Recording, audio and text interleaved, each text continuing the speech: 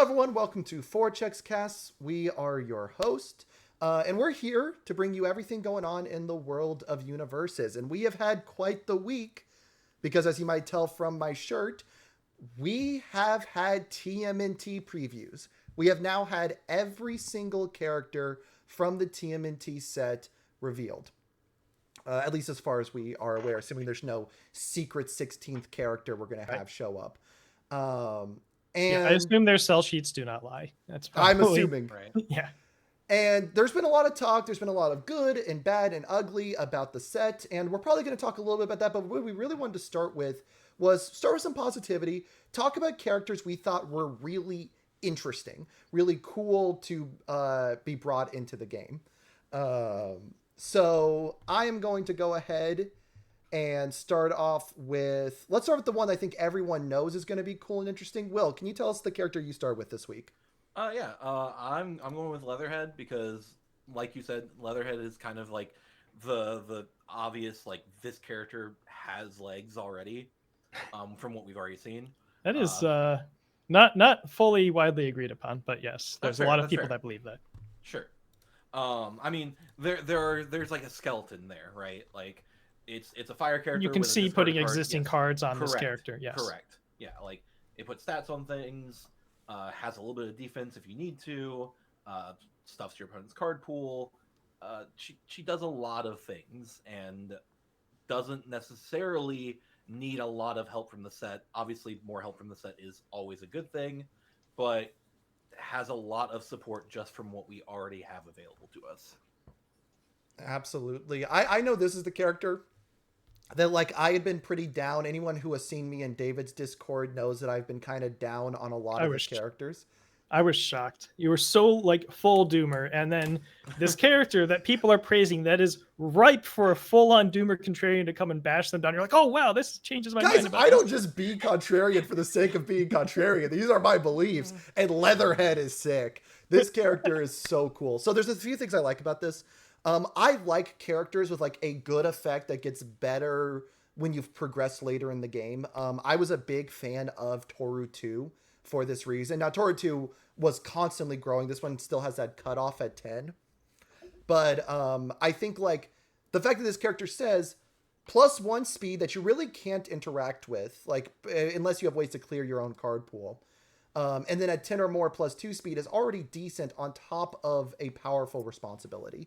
For anyone who can't read, because I know the image is a little small, the first form puts a face down card pool. If they're at 10 or more, it adds a second one to the card pool from the top of the deck.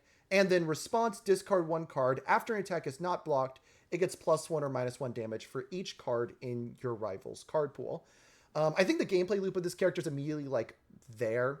Anyone who's played against Overhaul knows having a costed ability that you only ever have to trigger after you know if they're blocking their move or not is a really powerful bonus. Like the fact that you know this move is going to connect when you are using the discard means you're not going to waste discards on blocked moves. That feels pretty great. She is at minimum a +1/+1, and as your opponent blocks, it scales pretty quickly. So it's really going to kill these, like, I think at least, and I know Tim and Broberg might disagree a little bit.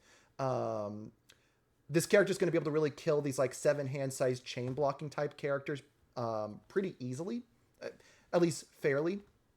And I also think on defense, like her lines, I always like lines that are like, oh, I'm going to block the first couple of attacks, and then my base character ability is going to give me the ability to survive your later strings because I'm giving now -3, -4 damage.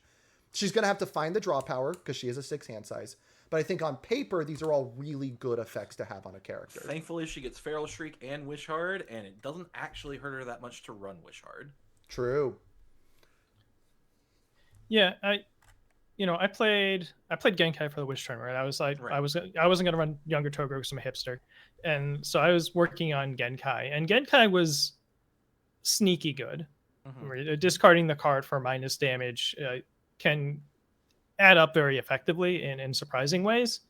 So I don't think Leatherhead is bad by any stretch of the imagination. It just surprised me that this is the one everyone's like, that's the best character in the set.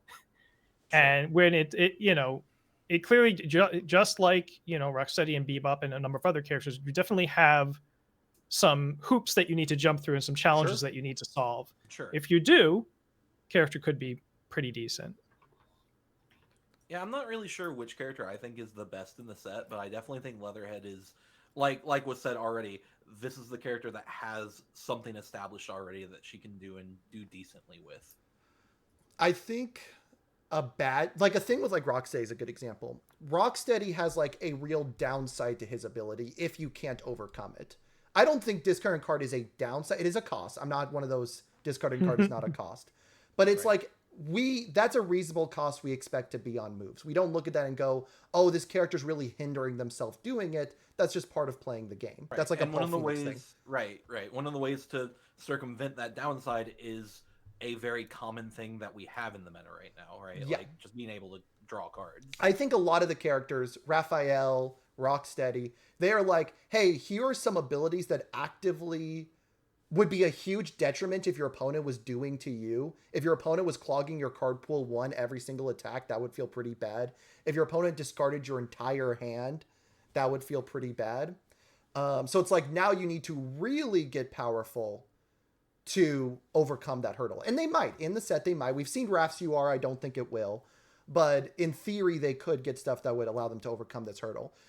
I don't think Leatherhead has that same sort of hindrance. I think these are just good abilities, and it is just a question of can she find the draw power? I think if she finds a draw power, she'll be able to do what she wants to do.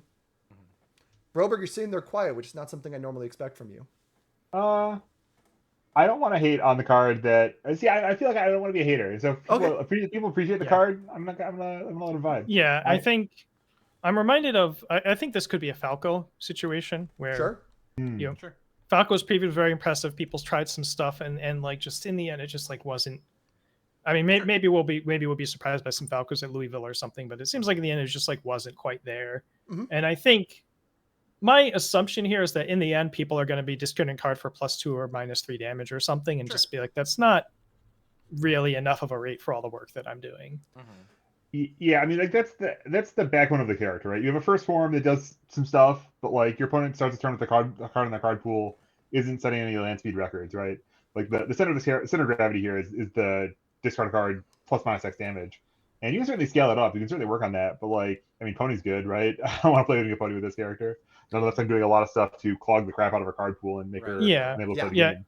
Yeah, and in that sense, she's just as much of a. We're looking for some things from the set as others, although she has some like Tekken cards and things like that that exist that can help flood the pool. But we're definitely looking for a little bit more here. Sure. Yeah, and I think I have a sense that people really love like clogging their opponent's card pool because it feels very psychologically defeating to be like, oh yeah, like, okay, I have like 4 speed, but you have like 4 more speed over there, and your block is like a block modifier, and you're gonna check, and it's gonna fail. But it's like it's just speed, guys. It's just same numbers. It's not magic. It's more visible, so it feels more real. But it's just numbers. I mean, there's a stunning number of people like this is my favorite mechanic. Oh yeah. And yeah, it's sort of like character stacking to me, right? There's a lot of people that just like love character stacking, even when the character stacking mechanic is a glorified asset in a lot of cases. And I will be fair to that extent. Clogging your opponent's card pool on offense is insanely weaker than clogging it on defense. And this character's not doing any sort of clogging on defense. Right. Like a lot of people, when they like card pool clog, they like it on defense because adding to progressive can be a huge detriment, especially in those early to mid game events. It is a lot harder to reverse Leatherhead than it is to reverse everyone else. That's true. If we actually start like having reversal decks really exist in high prevalence, decks abusing Kokosho or Uppercut, or if we get more reversals in the future, I could definitely see Leatherhead feeling cool to a certain meta. And in many ways, that's what I think about Leatherhead. I think a lot of the characters I've gone, I struggle to see a meta where this character does anything or does much meaningful. This character is kind of like Falco, where I'm like, I can see pretty reasonably a card pool and meta where what this character does is something you really would like to have. Right. And I think that has like a lot. That's the thing to always keep in mind with characters like this. It's just like, think about the meta where you might use this. But let's move on to our next character. Broberg or Tim? Which one of you wants to take it? Oh, you said Kevin's name first. I was being quiet, so. Yeah, let's take it for you, Broberg. Yeah, let me read you April O'Neil, high school reporter. Yeah. She's a 627, so relatively less healthy these days, but some abilities to back that up. Your checks to play ally attack cards get +1, so that includes blocks, so you're just naturally, those cards are easier. They're virtually one less difficulty, one less block modifier. And then we have a beefy enhance that depends on what your opponent's doing. It's free, so enhance : your rival mills 1, and then use the effect below that matches the milled card's check value. If they had a 6 or greater, we might get into that. Your rival discards a card. If they check a 3 or less, you draw a card. And if they check in the middle, a 4 or 5, you review a card and draw a card. And you only draw a card if you did review. So if you're on 0 cards, they have to check bad to let you draw. But otherwise, you get all the review synergies, and you get this crazy card economy if they're kind of pushed to the extremes on their control checks, one way or the other. Yeah. Yeah. I was talking about this character in the like High Park Locals chat I was talking about earlier, and your checks to play ally cards get +1 is very innocuous, but then you like start thinking about it, and as they preview cards from the set and you see the ally keyword on these symbols, just think if this is, what if this was 1 less difficulty and had 1 less block mod? Right. Yeah. Right. Her attack that was previewed as a 5 diff, it's like, okay, I can understand why this was a 5 diff in tuning. If it was a 4 diff, it would probably be kind of aggressive, but for her, it's a 4 diff. Yeah. Right. I mean, I just think of it from the perspective of like City Rampage when we think about it. Like, it also gives the +1/+1 stats, but it is +1 to all your checks because it puts itself in the pool and then gives you +2. So this character is kind of doing the City Rampage thing just for existing.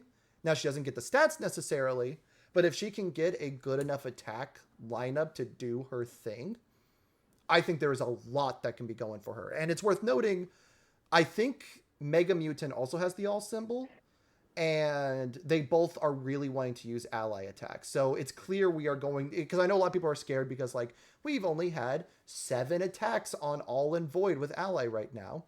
It probably won't stay that way. I mean, we already know it won't for sure. One of those attacks is Lurker Strike. Yeah. The one that matters. Yeah, that is. Oh, yeah. An ally. That gets into one of the interesting things about this is her 4 or 5 is not discard a card if you do draw a card. It's review 1 card, which anybody who was not been playing for a while, you might not know about the Lurkers sub-archetype we had for a set where all of Edshot's kit did stuff with reviewing, and we got the Lurker Strike, which had a bunch of payoffs when you review a bunch of stuff. So that might go a long way for this character, having Lurker Strike. And additionally, I kind of want to talk about in the flipped direction. If this character on Void has any foundations or attacks that do things Rin reviewed, I have a locals who's a big Edshot fan who's going to lose his mind. I believe he said that he was on his knees begging for some review support in this set after seeing April. Yeah, if memory serves, I think Mount Lady also shares board with Edshot, so yes. Your Titan Cliffs can be online to enable any of these cards, so and that's potentially available for anyone. If there's something really good there. I really love number 4 Pro Hero. When you review it, build it face down, or else bounce it to draw, or bounce it to -2 speed.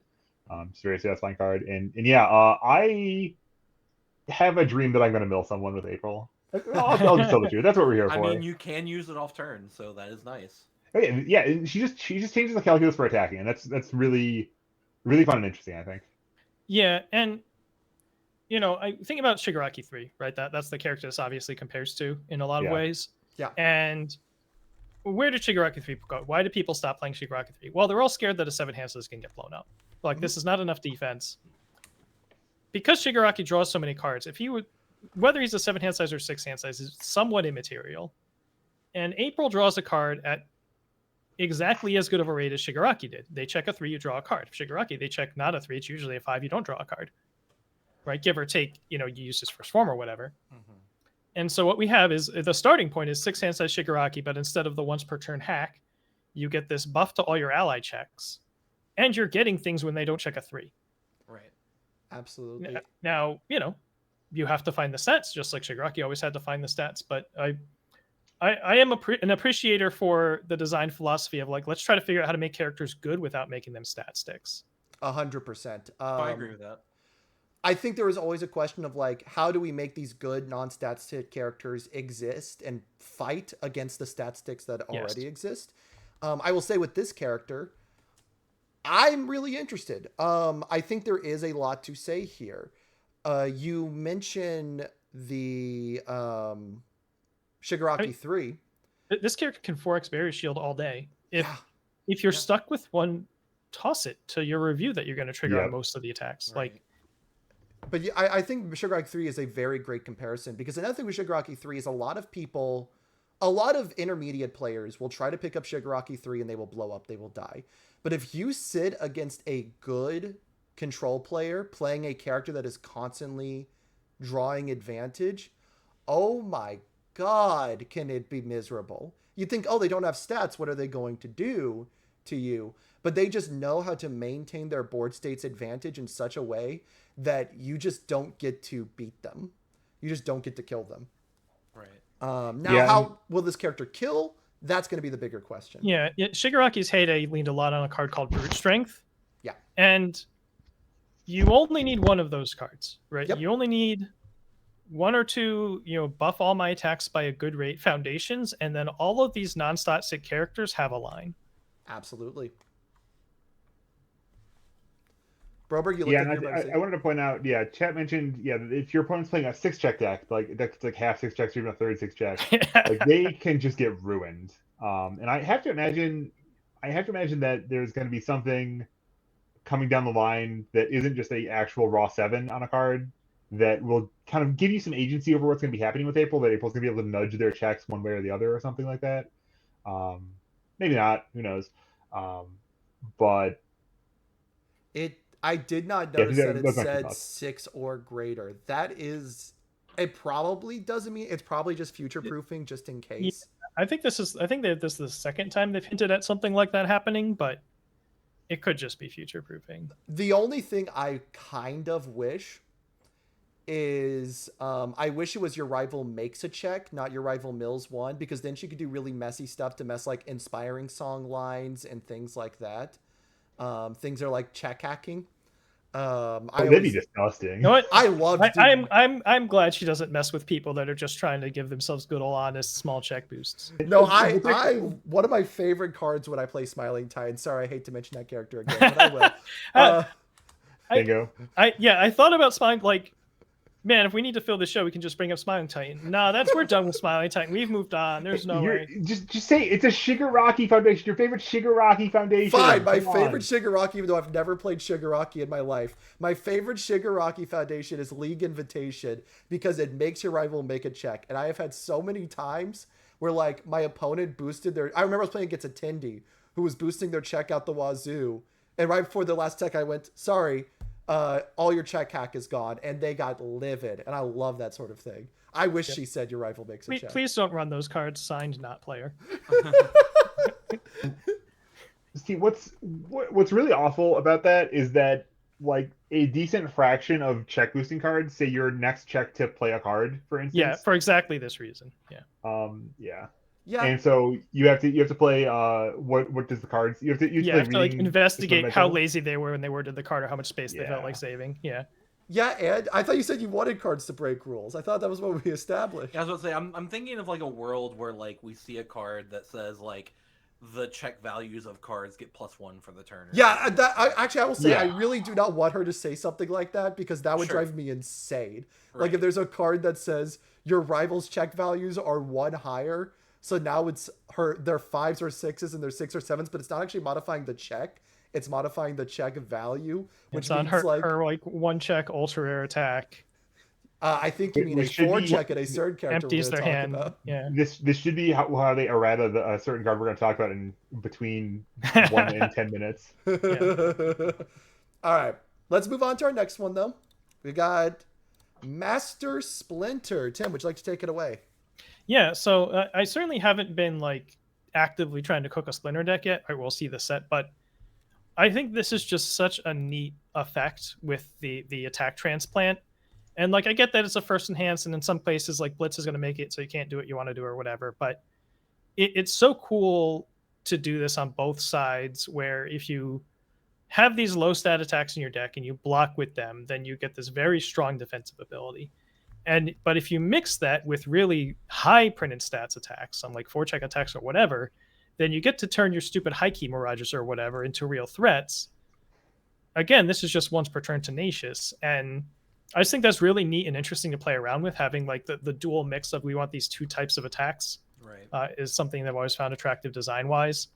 And I was trying to. There was an old like Heroes Clash card that did this, and every time I looked at it, I'm like, man, there's got to be a way to make that work. It like copied the speed or something like that. Yeah, I know what card you're talking Yeah, and so I think that's really cool, and I think it defensively, commit, go find two things to ready.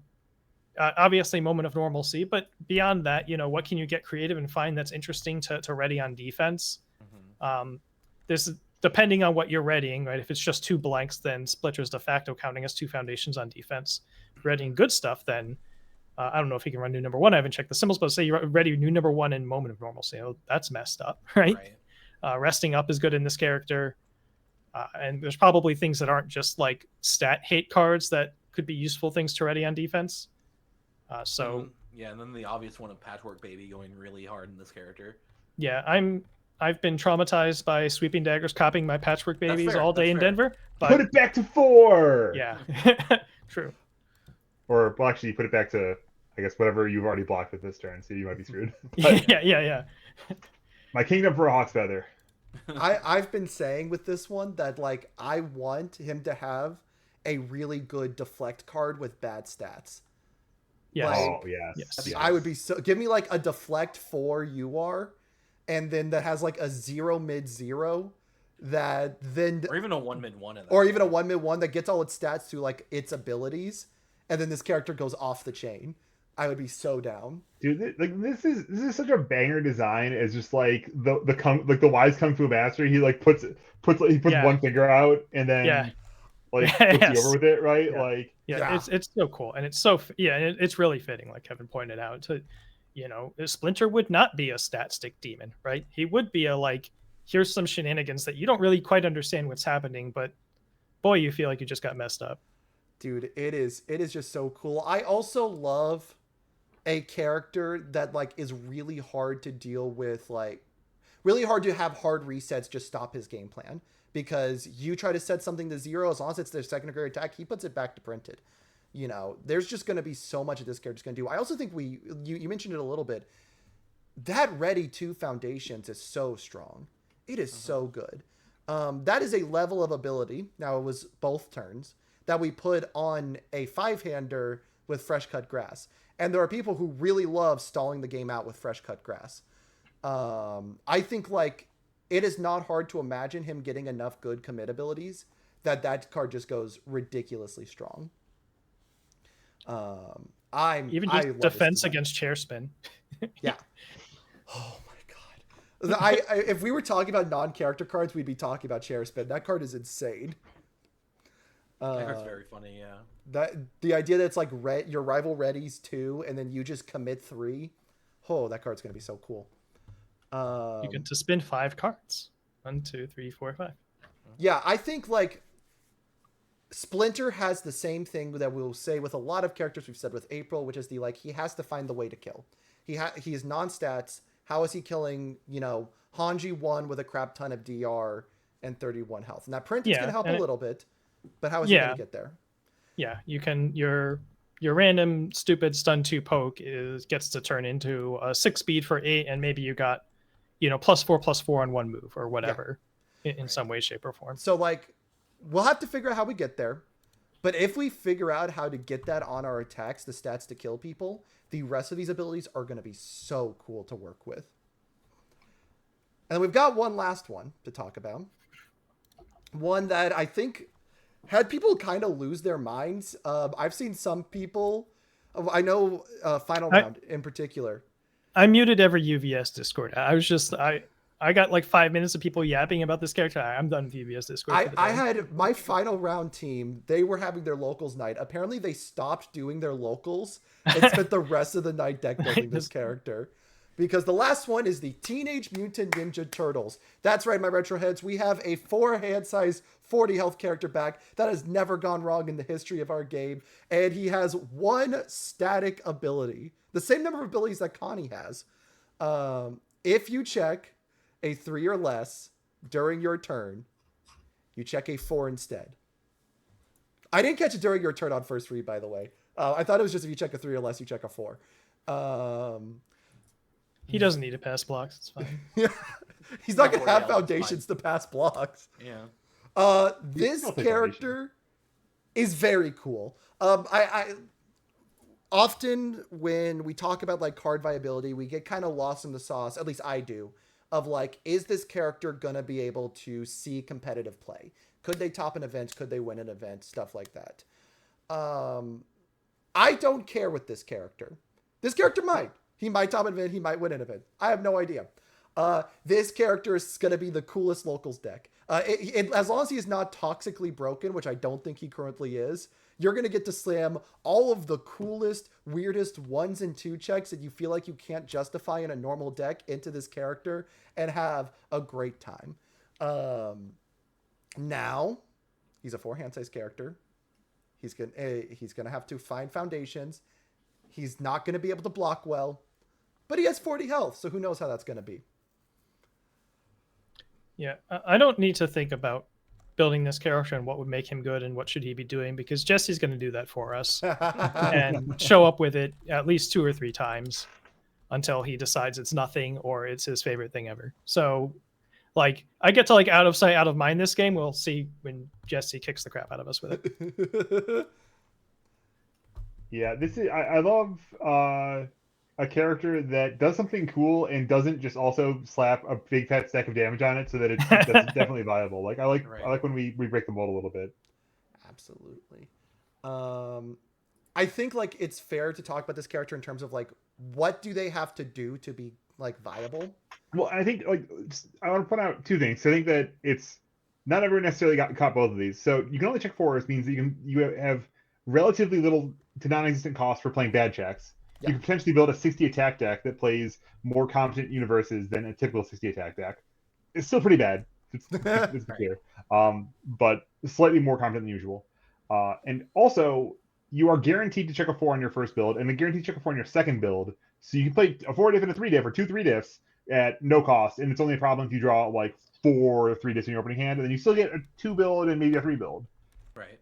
And you're a 4-hand size character. What's the odds you're fighting 3 diffs in your opening hand? Well, if you play like 30. Because you got it there. Yeah. I mean, probably the starting ratio for this character is like 50-50, and people may tune that up or down depending on how it plays. And you can play as many quality 3 difficulty foundations as you can find on your symbols. Yeah, I forget what symbols are already. It is air, all, fire, void. Yeah, it's all those symbols that aren't good that are on the turtles. Yeah, I'll be honest. I was kind of expecting this card to have 5 symbols and the 5th one include the good one. But yeah. Oh, and he's got 4 keywords too. I will say, like, in terms of bad checks, he probably has the best bad check symbols, with air being like the best primary bad check symbol, and fire having like lethal slash for attuned. Mm-hmm. If your goal is to play bad checks, he has great symbols for that. For like good 3s and 4 diffs, I don't know what we really have on these symbols that would really be that great in this character. I think Void has a lot of like control 3 diffs. I mean, there's certainly plenty of attuned stuff recently, right? Yeah. There's the fire, blow it up, mess with your opponent's card pool 1. There's the fire, and there's ones that people just don't play, right? Because all their 3 diffs, we can't fit them in or whatever. Mm-hmm. Like there's the one that destroys to pick up an attack after you check it. True, that would be pretty relevant here. Honestly, I was very impressed in a game of Limited with Shared Memories from AOT2. It's E-commit, mill 2, and then draw one of them. And if they have a big stage, you draw both of them. 4-hander could use some card selection, just saying, guys. Yeah, I do think, like, so speaking of the card selection, I think there are 3 things you have to answer with this character. You have to answer finding your cards. You have to answer being able to play your cards, and those are just 4-hand size things. And then you're a non-stat character, so you have to figure out, like, how are your cards actually killing people. I will say I've seen a lot of people go like, oh, I'm going to go lethal slash and lightning rod and all these. I'm like, okay, none of these ones you can bump stats on, and they're all like 4 damage. if you play 10 of those, you're doing exactly 40 damage. And I don't think it's you'll lose the mirror, but you'll beat everyone else. Yeah. Also, like the lethal slash at least makes some sense because it at least replaces itself. Yeah, Like, yeah, yeah. Well, I'm not saying you fine won't. As long as you're playing multiple I'm not things, saying you won't play these cards. I'm saying like he definitely needs to find. So it better be your two bad ones. And Yeah, then... he needs to find the ones that kill people. Like Warp Gate Portal, I've seen a lot of people big on, and I'm like, I don't know. Warp Gate Portal is 5 damage, and it's a 5 diff. I don't know if we're gonna find room for that. And it's mid. It's super blockable. I think like a lot of people went, oh, I'm just gonna take the principle of the Air Nick deck because this has all the same symbols and just slap it on. And because we were playing bad checks in Air Nick, and it's like, yeah, but Air Nick got to on his first attack see 13 cards to find the ability he needed to find. You see 4. You have to accept you're going to be a lot more limited in that regard, and you have to figure out how to get around that limitation as this character. Do I think it's possible? Quite possibly. And again, even if he doesn't, if he's not super competitively viable, I don't think that's a big deal. He's cool, yeah. Because you'll take him to a locals, you'll have the best going 2-2 in your life. Because you'll take 2 games where you win with some crazy Christmas land setup combos, and you'll have a great time. I think this is a Christmas land character, and that's not a bad thing. It is fine. It is good even to print some characters that are kind of wish fulfillment ceilings as long as they're still reasonable in their design. Yeah, and I think it's worth saying too, just what 40 health does to a man, right? 40 is an awfully large number. 40 is a lot. There are a lot of decks that perhaps, let's say I build a deck I recklessly construct my deck without the ambition to kill a Ghidorah consistently or whatever, to run through a damage reduction wall. And I sit across from this guy, and I'm just fighting the sandbag for 5 turns. I can't actually count to 40 in 5 turns against the sandbag. Yeah, your average lethal slash pony, you're like, I'm going to turn to them with my lethal slash line pony decks. Are usually running a lot of just 4 damage moves. Mm-hmm. And man, those decks have to find 10 of those to actually get there. And heavens forfend, like, one of the foundations they play is defensive. Right. Yeah, I think just to kind of summarize, I'm excited. I think he's cool. I think he's great to have in the game. I don't know how good he's going to be, but I don't really care. Yeah, I think we need to have a new segment on the show where every week we talk about our new mascot and our newest build of the 4 checks cast mascot. The 4 hand size, 4 names, 4 keywords, 4 checks. This is the 4 checks character at its core. Yeah. We could even each have our own symbol. 4 checks. Tam threatened to pre-spoil Bebop, and we could have pre-spoiled his and gotten our mascot. Cook or Cope 4 checks ish. I tell you what, on the 2 checks after show that we're gonna have, Broberg and I will cook or cope this. I mean,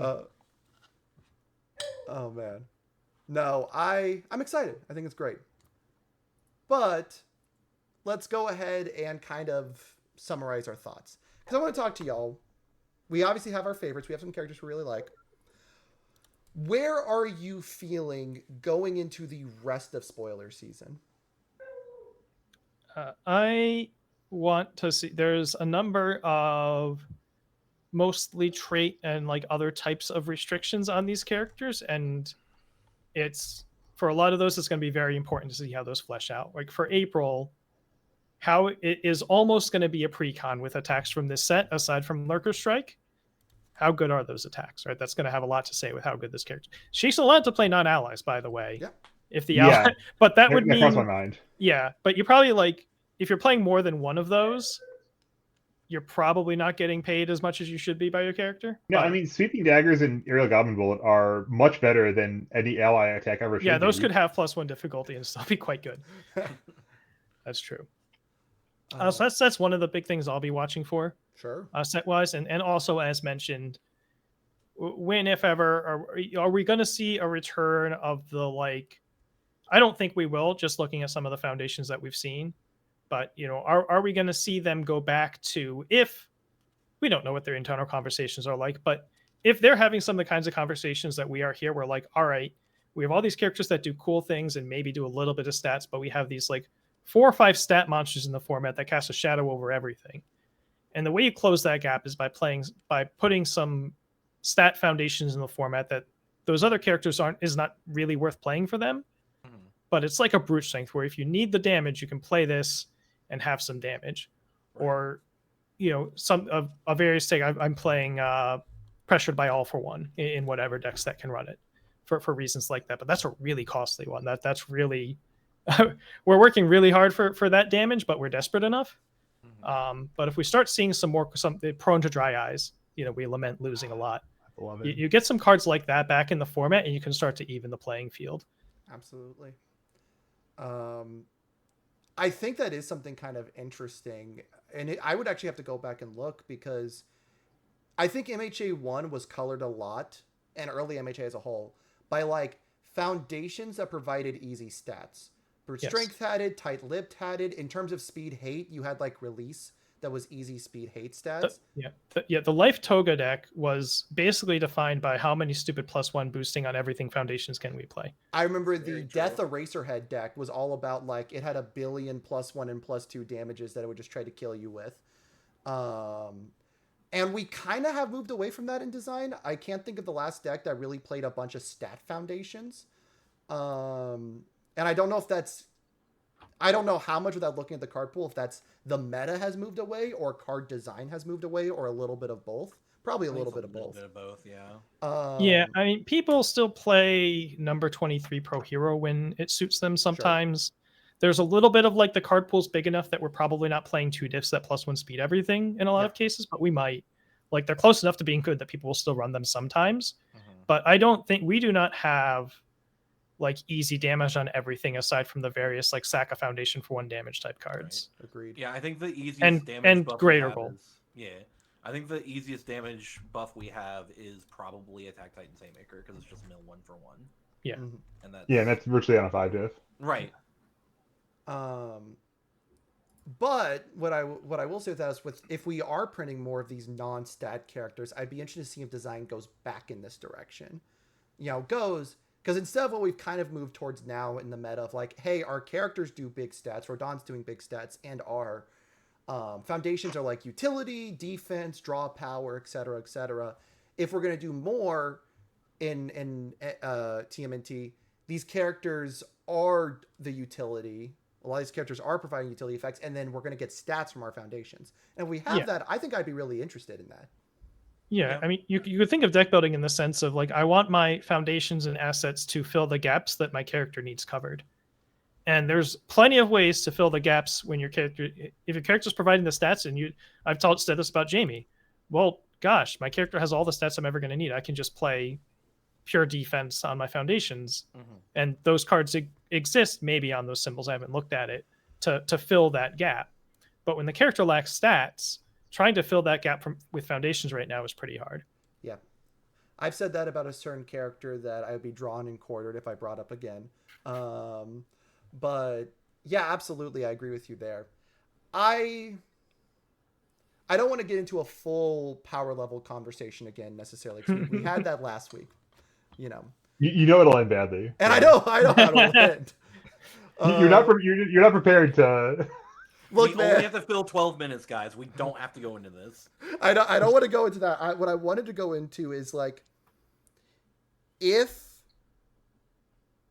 do you feel like the URs need to be providing something specific for you to be satisfied with the set? Or, and maybe the answer is you don't really care. Like if it doesn't have a big splash in the meta, it's whatever. But do you feel happy with what this set is doing? Do you feel like the URs really need to make these characters work? Do you think they're already working? What are you thinking in that regard? I mean, I think for me, like I saw the characters and like I like the characters. A lot of the characters are telling interesting stories. Sure. And if they're not like competitive, at least they're telling an interesting story and it's fun to think about them. And then I think about building the deck, I get tired and go back to procrastinating and building Rodan instead. Like it's the circle of life, really. Sure. Yeah, success for a character doesn't have to be tournament success, right? If these are the shiny new toys that everyone plays at their locals, they're going to have some pretty fun locals, right? If if everyone's showing up with their favorite TMNT character for a month, that's going to be a good month of locals. And from a like set value perspective in terms of like you want the biggest reason you want your sets to meet a certain power level is to make sure that they sell. Yeah. Ultimately, and then like players buy them and they want the cards, and from a pure number standpoint, like the IP and good alt arts and stuff can prop that up for you.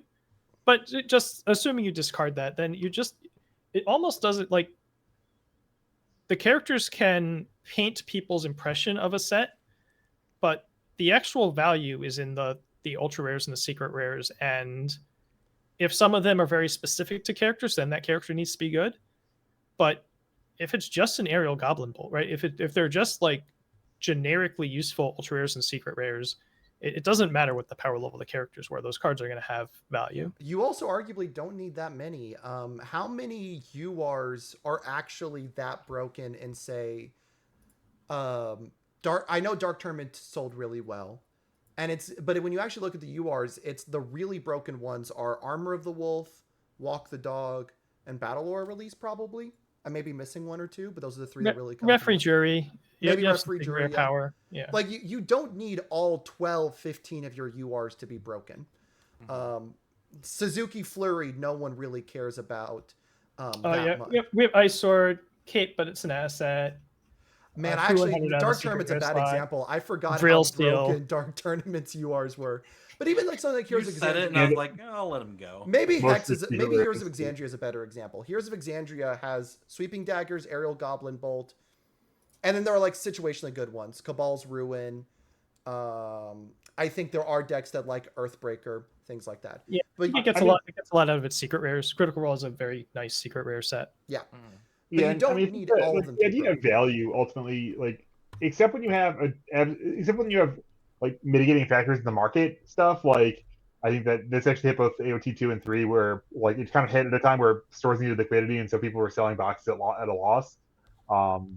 Like ultimately, the price of a booster box, like the price of the singles in a booster box, will kind of converge towards an expected value of you make a few, like on release when there's a lot of buyers in the market who are buying singles. It's like you make a few bucks. Effectively, the market pays you to open a booster box and sell out the singles, and then kind of trends downward, but stays around the space where like a box will have like $50 or $60 in singles, even if and sometimes you get weird things where a set that has bad ultra rares, and so there's like 4 rares that are $15 or $20. Yeah. The single prices eventually will sort themselves out. You'll get your vial seizing moments, right, where vial seizing is worth way more than it would be if it was in a set that had other ultra rares that people wanted.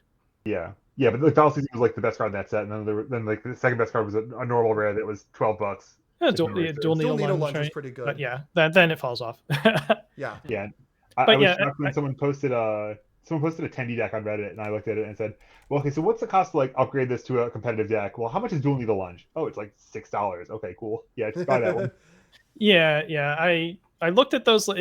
I feel bad that post doesn't have replies. So I was like looking at it earlier, like, man, it's really hard to know what to say about the like. You don't want to tell people to just like change their whole deck idea, but I really want to tell this guy to get off dagger. Like, oh. Yeah, I know Logo did the same thing, so I feel that. But yeah, I think like maybe instead of card value, I guess what you don't want is like the zeitgeist in the player base to be like, man, this set just sucks. Don't bother buying it. Right? Somebody asks like, hey, is the turtle set good? And they say no, it sucks. Right. People ask that Critical Role. I don't think people will say that Critical Role sucks. If you do like a mathematical evaluation of like cards and play percentages and stuff like that, maybe it lags behind a little bit, but it's a good set. I think an interesting thing when I was talking to people about it earlier, when I was kind of trying to summarize my total thoughts on TMNT right now, assuming the URs are like good but not great, but don't make these characters necessarily work, but find utility elsewhere or whatever. My response was, TMNT will be one of the most fun kitchen table sets and one of the most fun spotlight sets. Like, I think these characters all having their own little mini game they play makes them really cool for Spotlight. Mm-hmm. Now, Spotlight's not a real format for like regional events, really. We have some like side events that are Spotlight, but you get like just price tickets for doing those usually. But I think like if someone were to tell me, would you buy TMNT? I would go, if you're a casual and you want like a booster box that you can open a couple, play with your friends, and have a great time with your characters, it'll be a great set for that. And that may be its goal. Like I don't know if every set needs to necessarily be a competitive set. It's changed a little bit because we release less product than we did last year. If you take the characters away from AOT3 Yeah. and just like rip those boxes and put it on an average character, I don't think it's that crazy. Like there's certain ultra rares that are doing very specific, you can break the game if you play this specific set of cards type stuff. And like there's some stuff like Airship silly, but you know, I don't necessarily know that when you're at the common uncommon level, if you're talking about like a new player buying a box, what matters is the common and uncommon quality. Sure. And how good those cards are. And people don't generally evaluate sets very well just looking at commons and uncommons and comparing them to each other. I think that could be a video topic at some point.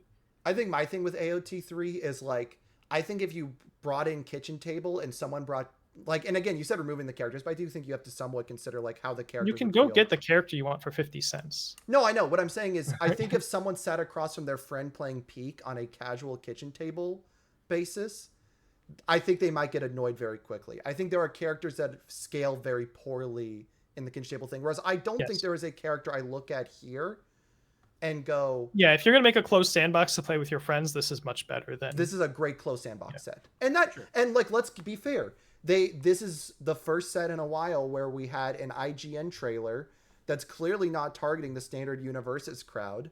It's more targeting a casual audience, and it's got 11,000 views. Maybe the design going in was, let's make a good closed set that people can play with each other.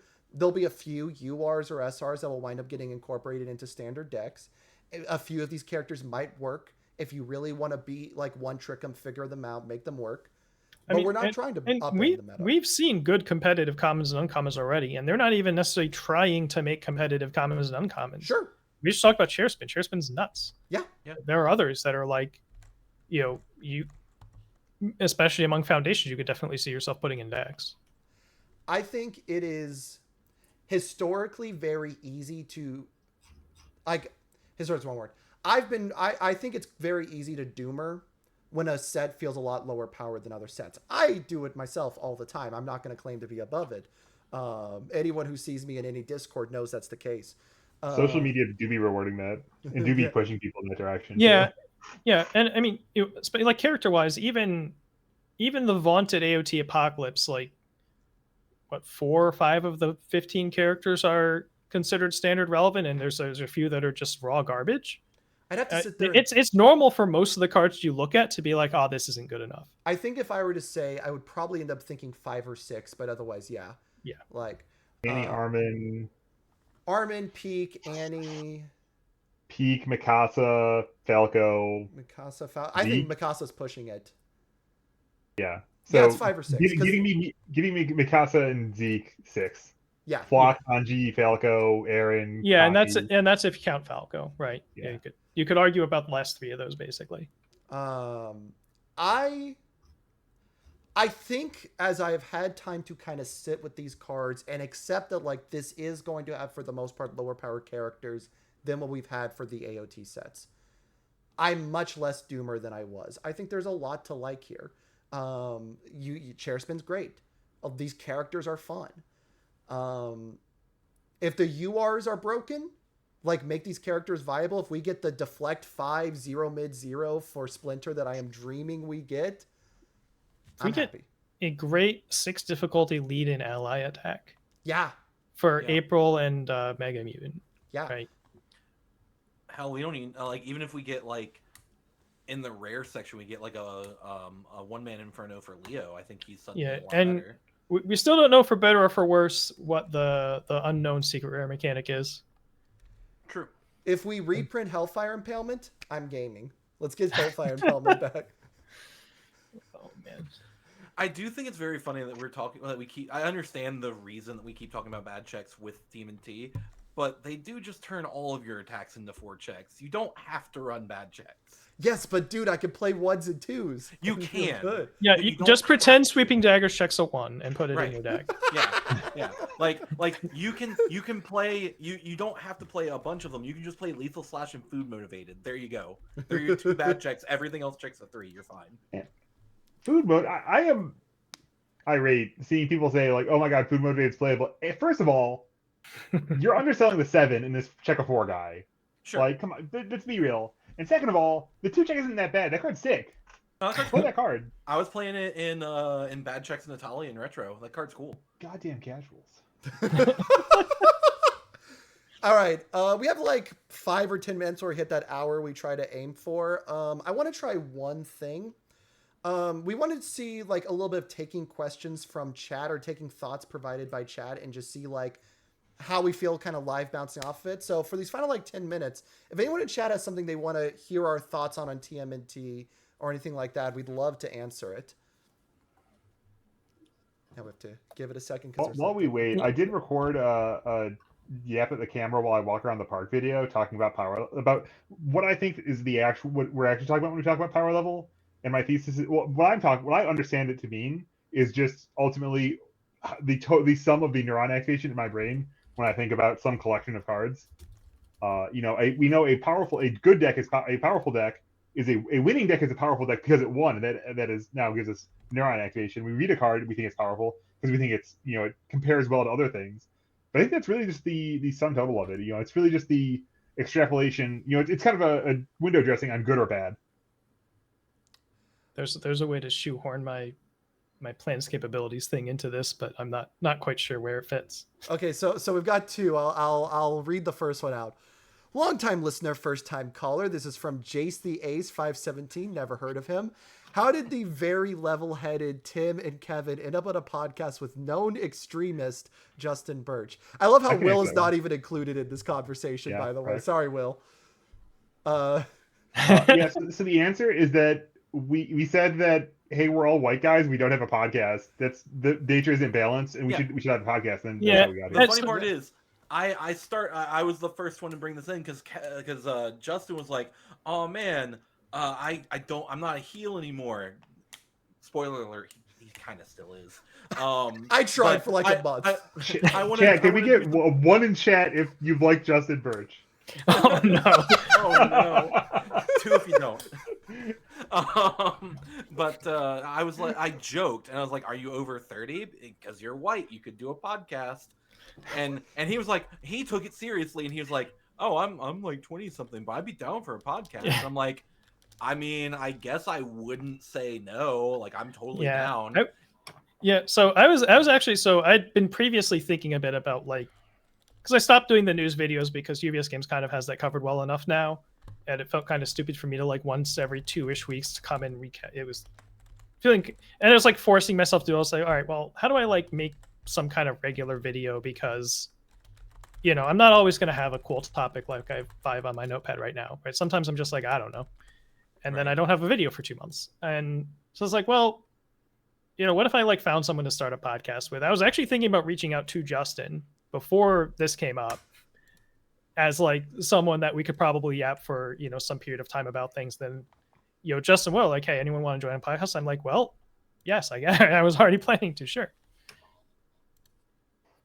Yeah, no, I've been, the actual answer, and I know this was a joke thing, but we've turned it into like a real conversation. I've been wanting to do content for a while, but I haven't really found like that avenue in, and really something just to kind of get comfortable with content making, because I think it's really easy for people to have I want to make the biggest, best thing from the start. I want to make these like hour-long edited videos. That's hard. Do you know how hard it is just to consistently upload videos? Sam Tate's great. Sam Tate's insane. I cannot believe. Yeah. And Brodenken, his reveal. Oh my god. Yeah, dude. Like that stuff is, being able to keep up with that stuff is crazy to me. So I was like, I need something that gets me comfortable with it, gets me into doing this stuff. And so I made the joke about the podcast with Will, and it was kind of a joke. It was like, if it happens, it doesn't happen. And then Broberg and Tim were both like, hey, if you're interested. And I went, we can yap about cards. And I went, oh my God, like I'm not going to miss out on the opportunity to do a podcast with not only one of my closest friends in UVS, Will, but 2 world champions who are also becoming very, very close friends of mine. So like I was ecstatic at the notion. So I at that point I was like, well, now I have to figure out how we do this. I was really expecting Kevin to be like, very, very, hold on. Yeah, like let's see. Close itself is a stretch. Like, yeah. see, Extreme Stewie had something about Louisville. Yeah. So Extreme Stewie, what's your opinion on Louisville coming up? Expected characters to show up or anything you want to talk about? So that's going to be our next week's one, so I'm not going to spoil too I much. mean, next week I'll be in Louisville. Well, I'm going to be here, so I might just hop on. I'll be here because I'm not leaving till Friday morning. All right, so. yeah. Broberg, are you going to be here? I don't think so, but I'm not sure. I should really know these things. It might Yeah, unironically like know when we're leaving town. Yeah, it might It might unironically be 2 checks cast. To be fair, if that happens, we can always do an OD&Q or something. Yeah, the answer, the quick answer of what I would expect is I think Hanji 1 is going to have a lot of relevance. I think Peak is going to have a lot of relevance. Those are the shiny new. I mean, Hanji 1's not new, but Nine Titans is basically makes her new. She's functionally a new character now. Those are the shiny new toys that people are really excited by. I think Deku 6 is going to abuse Chinatown and see a lot of play. Those are the 3 that really hit me. Porco kickflips. Yeah. Oh yeah, people are going to want to do Porco flips. Yeah, there's like half a dozen like popular decks and then 20 decks where there's a pocket of 3 people that believe in them, and all of them will show up. I think there's going to be maybe a surprising amount of Godzillas, right, that people aren't necessarily expecting. And so, yeah, it's going to be a hodgepodge of stuff. It's going to be one of those where there might be one character that's 10% of the field, but I don't. It's going to be a very long tail. Absolutely. Right. Yeah, and I'm excited to see, because I think we have a metagame that is more rock paper scissorsy than we have in a long time. We have a metagame that's more sort of, you'll sit down and one person will feel very good about the matchup, and maybe both of them will be wrong. Who knows? But a lot of like deck building that winds up being very catered to what you expect to see and what you expect to play against, and matchups that, and kind of the challenge is going to be how you spread yourself out so you're okay against all of the stuff on the field, more so than kind of one monolithic like best deck in the format kind of shape of things. Yeah, I don't think there are too many of. I mean, Peak's just a bunch. Peak and Jamie are like a lot of good generic stats. So maybe you play those if you're just trying to like have a shot into everything. But maybe those are a little too exposed to the really good, staunch defensive decks. Mm-hmm. It's really hard to say. I think you will not see, unless some team shows up that's cracked the format, which I have not heard any wind of. Not trying to spoil anything for my own team, but I don't think I've seen any wind. I don't think anybody's out there claiming that they've broken the format. Yeah. Unless people have been hiding, like we have this super broken character. Like I know Krista was kind of hush hush for a lot of players before nationals. I expect it to be a very open meta. Where you really are wanting to play a broad strokes deck that can handle a lot of different things than trying to like angle shoot. I think I can beat Air Nick and Chaos Devil Jin, and that's enough for me to run it. Yeah, and hopefully what we see is that like anyone who's really mastered their deck, who knows the options that are available to them and strikes the right balance and whatever, and then really plays expertly throughout the day across that wide field, it's going to get rewarded. Versus like, oh yeah, someone just broke the format and everyone on that deck gets in and needs to ride. The feels bad metas are usually when somebody does an Air Nick or something along those lines, or a defensive version of that, where it's just like, here's my one game plan, I'm gonna bulldoze the format with it, and maybe people pull that off with Deku, and then it becomes a question of like, then he doesn't get hit because it's like, okay, well, let's see if people react. If they make him public enemy number 1, do they hold out? Yes or no? But then you turn into a format that's focused around stop this thing. I really like, that's the weird thing about Louisville is I simultaneously don't think there's like one deck that bulldozes everything, but there are also a lot of decks doing BS where if they get just like the right lineup of matchups, it feels like a free run into top cuts. If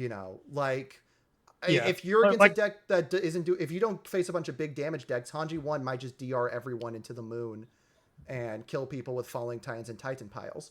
Yeah. Like I said, it comes up with rock, paper, scissors. There's going to be a lot of there's a lot of potential for lopsided matchups. Mm-hmm. And you can pick one of those decks and run the risk of having lopsided matchups against you usually. This is why you can try and, thread the needle and find something that's like at least 30% against everything. This is why it's great that I have not played Universes in the last like month, because I've been so busy with work. I feel so You've been prepared for losing your mind. Louisville. Oh, I'm not. Yeah, whew, it's gonna be fun. It's gonna be So exciting. it's the UK region all over again. Hey, you know what? That never went wrong. So Just play Godzilla again. Hey, Yeah, X3 there is a you good go. record. Problem solved. People stop playing Filled with that. You can run Titan Cliff Godzilla now. all right. Yeah, they stopped playing. I'm Filled considering with it. So Yeah, I played some match. I did an uncommon thing and played some TTS matches with him last night, and I was completely cooked after like the first 5 games. I played some Godzilla, and I said that this actually put the wrinkles back in my brain because I could actually see what was happening. I could formulate a game plan and move in a direction and like actually make decisions along the way instead of just playing wall versus wall. We don't need to like try to figure out how to play our deck. We just need to play UVS. Yeah. Right. Because we don't need to figure out how Godzilla works. Zach, you didn't need to say who that's quoted by. Usually if there's a crazy, like a incredibly hot take, there's one of 3 people it comes from. It's either me, David, or Calvin. Titan Cliff grabs inspiring song that's even twice as broken. It's so good. That's actually our first 7 check right there. On that wonderful note, we've hit our hour. I think it's good for us to go and call. It's a little bit of a shorter week, but until we get the URs, we can't really talk as much about the whole set. Yeah, we're going to have a whole lot to talk about after Louisville. Oh my God. That's going to be a 2. We should just be ready for a 2-hour show. I think Louisville's going to be like, I think the mid-year check of like, what has UVS Games done this year card-wise? That's after Louisville, after we talk about all the reveals and the tournament, then we can do like a mid-year. We'll just have a 3-hour stream. It's fine. I don't need to sleep. We need topics every week. All right. I can give you 6 more topics, Tim. Yeah, have you not seen our little bot? Broberg just has like I filled up in one day and haven't been pushing to. Yeah. Yeah, I thought you just said that you added 6 now. I'm like, oh, let me go look at what he had. No, it's the same 12 that have been up there. All right, let's go I'll give you ahead 6 more. and let's do our little plugs. Broberg, why don't you start? Yeah, I have a YouTube channel. I uploaded a short to it and didn't post it anywhere because I don't know. Let the algorithm do it. And it got more views than my regular videos, pretty much. But I'll post stuff to it eventually, sooner or later. Who knows? Yeah, I have a YouTube, Satonis on YouTube, CETONIS. I'm now, instead of not knowing what video to make, being paralysis by analysis on which video to make. Some of these would be better as like written articles is part of my brainworms here, but I'm hoping to record something on Sunday while I'm not really doing anything else, but we'll see. I don't have a personal YouTube channel. I just manage the 4 Checks Cast VOD YouTube channel. It is currently in the process of being updated. All the videos are being uploaded, so they should be up later tonight.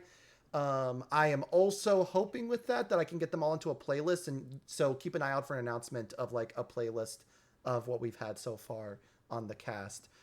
You can also find me hopping around different people's streams and content. Like I'm probably on the grind on those Fridays when I'm in town on Tam's stream or Brody One stream, or I'll do a video with Brody One or UK Versus. You can find me a bunch of places. I like to extend Pretty much my the Andrew tendrils. Tate of universes, huh? The what? The Andrew Tate. I did hear you wrong. Okay, cool. I wasn't making sure I didn't hear you wrong. I want to make sure I understood how mad to get. Yeah. And then, Will, do you have a channel? No, you did my part by plugging the YouTube. My job is just to yell at Justin to upload shit. Yep. All right. So good stuff, y'all. Thank you so much. Let's go ahead and send a raid. I'm guessing we're just going to send it over to Tam again. I'm sorry for comparing you to a human trafficker, Justin. Yeah, I appreciate the apology. It was kind of like a cute, like, from 3 years ago when he was just a shitbag. Oh, okay. Glad to know you were only trying to call me a shitbag, not a human trafficking shitbag. Thank you. I appreciate it. You know, So like, baby affectionately, right? Hey, Justin, very, very close friend. Okay. Actually, I'm not going to send the Tim Carroll. Daniel brought a great one up. I am going to send over to Games Done Quick. For those of you who are not aware, Games Done Quick is doing a charity live stream all this week where they are raising money for Doctors Without Borders. I understand rating with 20 people probably isn't a much given they have 49,000 people. But And they have no idea who we are, but that's okay. It's a very important thing. Please go watch it. Donate if you can. They're a very great charity. So I'm going to send y'all that way. Yes, it is Summer Games Done Quick 2025. They're So, speedrunning Super Mario World. They are indeed. Banger. Yeah, I need to go back and watch they did a Haunted Octopath Traveler 1 solo speedrun playthrough. Dude, I have so many to go back and watch. All right, later, y'all. If anyone's played Blueprints in this call or in chat before they left, they did a Blueprints bingo race where the bingo board was Blueprints. It was the sickest shit. All right, I'm gonna go and hit that stop stream button now.